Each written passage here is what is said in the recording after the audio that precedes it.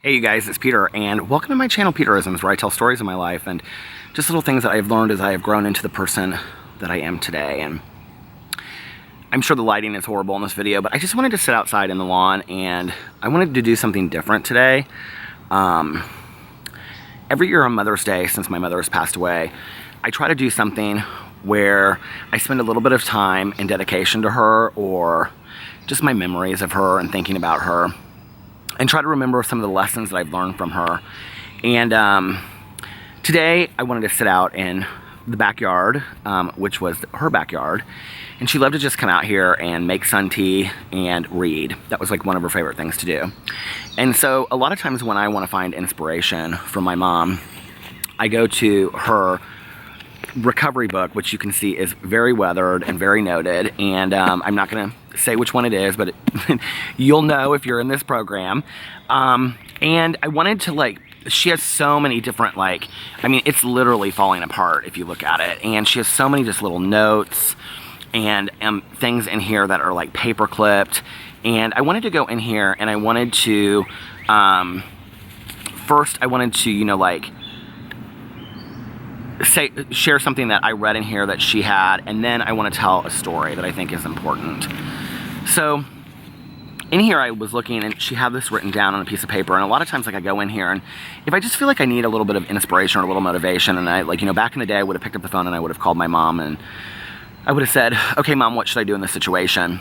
And she would always have some very simple piece of wisdom to give me, It wasn't deep, it wasn't highly intellectual, it wasn't you have to do this, you have to do that. It was just very simple, And I miss that about my mom. My dad is very similar to that. My dad gives, very simple advice too. And, for example, when he said to me, once you give your integrity away, you can never get it back. And I'm a firm believer in that. It's one of the most valuable lessons I've ever, learned in my entire life. So I found she had written on this piece of paper in here in regards to serenity in recovery, and she wrote this quote from the book: "Serenity is inversely proportional to my expectations of other people. When I discard my expectations, I feel my serenity level rise." And then she hashtagged it and she put mind on acceptance, not on expectations. And then she underlined and wrote this in almost all caps: serenity directly proportional to my level of acceptance. And I think it's a really valuable lesson, I think it's really easy to sit around and feel sorry for ourselves and the things that have happened in the past. And I've gotten so many messages recently that people have said to me, would you talk about your mom on Mother's Day and how you get over the passing of a parent and things like that. And my mom passed away 10 years ago tomorrow, so I'm gonna do a video tomorrow. I don't even know what yet, something special about that I've learned from that or my experience. But I think for me, a big part of it is, my having some kind of level of spirituality in my life, which doesn't have to be religiosity. It can be the birds and the wind and the air outside. It can be nature, which it is for me many times. Or it can be some kind of religious, affiliation, or just spiritual beliefs in general. And, feeling of the soul, I think. And when I am there, then I kind of can say, well, I think that certain things happen the way that they're supposed to happen, and that I have to allow them to happen that way. And when I choose to live my life like that, and you don't, but I have chosen to live my life that way, you kind of stop looking for answers, because then it happened the way that it was supposed to happen, And I'm a believer, that in the statement that nothing happens by mistake to some degree. And I know that that's kind of a hard pill to swallow for a lot of people, but I don't know that it's that I necessarily have to dissect the world and what happens in the world that way and take it to the horrible things that happen in the world.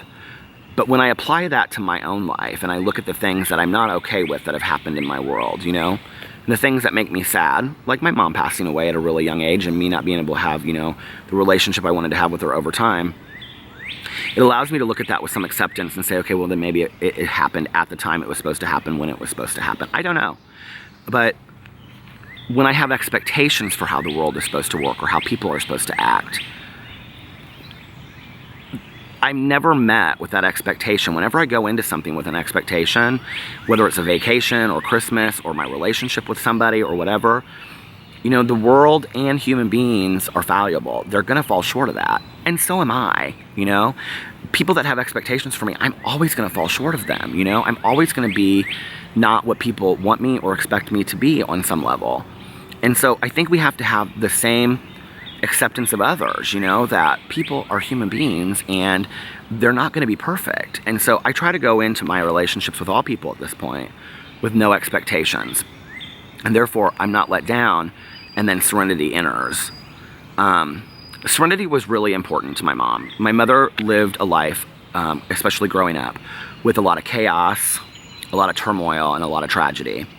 And so when she was able to find serenity and peace in her life, this calmness settled over her. And you know, the last 13, especially the last 5 years of my mother's life were just amazing to be able to spend with her, because she just was so calm and so peaceful all the time, you know? And it was like this chaos and this, I don't know, this wired energy that ran within her just kind of had left, and she didn't have that anymore. And it was, you know, really amazing to be around her, because I felt so inspired on a regular basis. 10 years ago, I took my mom off life support, and she had been in a coma for several months, like 2.5 months. And basically, if I hadn't taken her off life support, she would have ended up in a long-term facility. She would not have been able to see. She wouldn't have been able to eat on her own. She wouldn't have been in an oxygen tank. She would never have walked again. And the doctors basically told me that it was no quality of life, and that, you know, she was never going to be at this point again. And my mom had let my aunt know at the time that if something like that had ever happened, she didn't want to stay on any kind of life support. She would have basically had to have been on life support for the rest of her life. And so what ended up happening was that my mom actually, she had a disease called Wegener's vasculitis granulomatosis, but it affects certain areas of your body. And in my mother's, it affected her kidneys, and she actually died of kidney failure. Her death certificate says kidney failure. And she had gone through rounds and rounds of dialysis. It just, you know, her body was tortured. And it was really hard to sit by and watch, you know.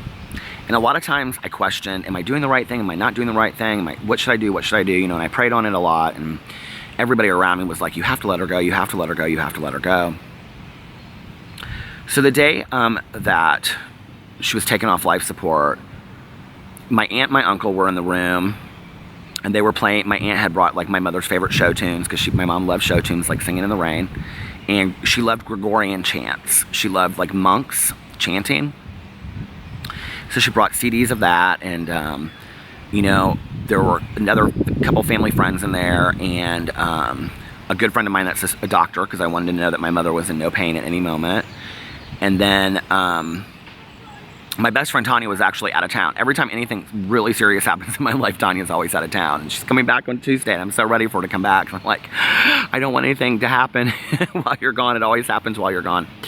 And so I had a really good friend of mine, my friend Liz, come with me. And my friend Liz is also in recovery. And so when we were at kind of the end and they had taken her off life support, my mother just kind of like stayed the exact same line. And she said, so I said to Liz after about 20 minutes, I said, this there's a longer story of this, but I've talked about it actually on this channel. I've done a whole video about it. But I said to Liz, I said, will you hold her hand and say the Serenity Prayer?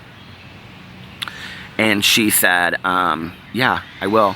And then I said, will you, so she held her hand, and she kind of like looked around the room for a second, and she started saying the Serenity Prayer, and I said, actually stop for a second. I said, will you say the third step prayer? And the third step prayer is a really important part of the recovery program that my mom was in, and it's about surrender, and I'm going to read it to you. God, I offer myself to thee, to build with me and to do with me as thou wilt. Relieve me of the bondages of self, that I may better do thy will. Take away my difficulties, that victory over them may bear witness to those I would help of thy power, thy love, and thy way of life. May I do thy will always. And Liz read it out loud and held my mom's hand, and when she did, a tear dropped from Liz's face onto my mom's hand, and as she finished the prayer, my mom just flatlined. I came home that night afterwards, and I was going through like my mom's Bible and some things, and had found the dress that she wanted to be buried in. And then I talked about that my mother had this black Indian dress with brown beads on it from the Haight-Ashbury in the 60s, and she wanted to be buried with a flower daisy, a daisy chain in her hair, and a lone guitar at her gravesite playing Moon River. And I found her recovery book, and in it, the only page that was highly highlighted was the part about the third step prayer that was about surrender. And those 2 pages that it's about are really the only 2 pages in the entire book that are like, I mean, the rest of it's just not highlighted at all. And those 2 pages, I mean, anywhere in the book, not highlighted. And those 2 pages, right here, step 3 prayer she wrote. So I think, you know, surrender and serenity are vital to our existence. I think the idea of letting go of what we believed the past should have been, or how the past treated us, is important. I think it's a stepping stone or a cornerstone of how we move on in the future. I really believe that. And for me to have an amazing life, I have to at some point go, I think this is the way maybe it was supposed to be, and let it go and move on. I love you guys, and I hope you are having an amazing day today, and I will see you tomorrow. Bye.